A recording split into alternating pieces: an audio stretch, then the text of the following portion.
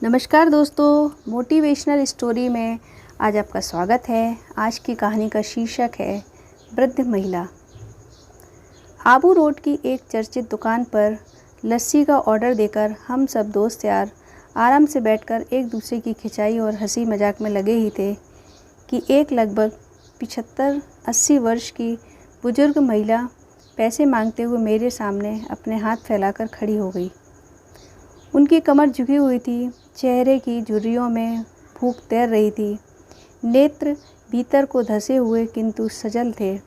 उनको देखकर मन में न जाने क्या आया कि मैंने अपने जेब से सिक्के निकालने के लिए डाला हुआ हाथ वापस खींचते हुए उनसे पूछ लिया, दादी जी लस्सी पिएंगी?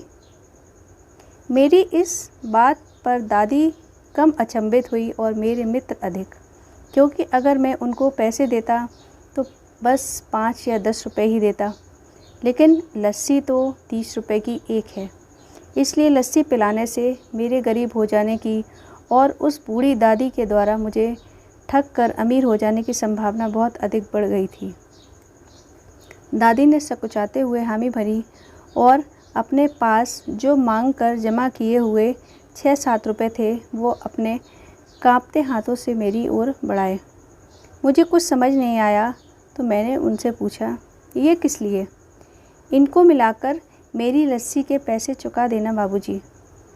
भावुक तो मैं उनको देखकर ही हो गया था, रही बची कसर उनकी इस बात ने पूरी कर दी।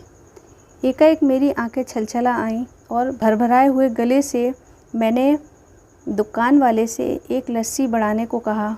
उसने अपने पैसे वापस मुट्ठी में बंद कर लिए और पास ही ज़मीन पर बैठ गई। अब मुझे अपनी लाचारी का अनुभव हुआ, क्योंकि मैं वहाँ पर मौजूद दुकानदार अपने दोस्तों और कई अन्य ग्राहकों की वजह से उनको कुर्सी पर बैठने के लिए नहीं कह सका। डर था कि कहीं कोई टोक न दे, कहीं किसी को एक भीख मांगने वाली बूढ़ी महिला के उनके बराबर में बिठाए जाने पर आपत्ति न हो जाए। लेकिन वो कुर्सी जिस पर मैं बैठा था मुझे काट रही थी। लस्सी कुल्हड़ों से भरकर हम सब मित्रों और बूढ़ी दादी के हाथों में आते ही मैं अपना कुल्हड़ पकड़कर दादी के पास ही ज़मीन पर बैठ गया, क्योंकि ऐसा करने के लिए मैं तो स्वतंत्र था। इससे किसी को आपत्ति नहीं हो सकती। हाँ, मेरे दोस्तों ने मुझे एक पल घूरा, लेकिन वो कुछ कहते उससे पहले ही दुकान के मालिक ने आगे बढ़कर दादी को उठाकर कुर्सी पर बैठा दिया और मेरी ओर मुस्कुराते हुए हाथ जोड़कर कहा, ऊपर बैठ जाइए साहब, मेरे यहाँ ग्राहक तो बहुत आते हैं किंतु इंसान कभी कभार ही आता है। अब सबके हाथों में लस्सी के कुल्हड़ और होठों पर सहज मुस्कुराहट थी। बस एक वो दादी ही थी जिनकी आंखों में तृप्ति के आंसू, होठों पर मलाई के कुछ अंश और दिल में सैकड़ों दुआएं थीं।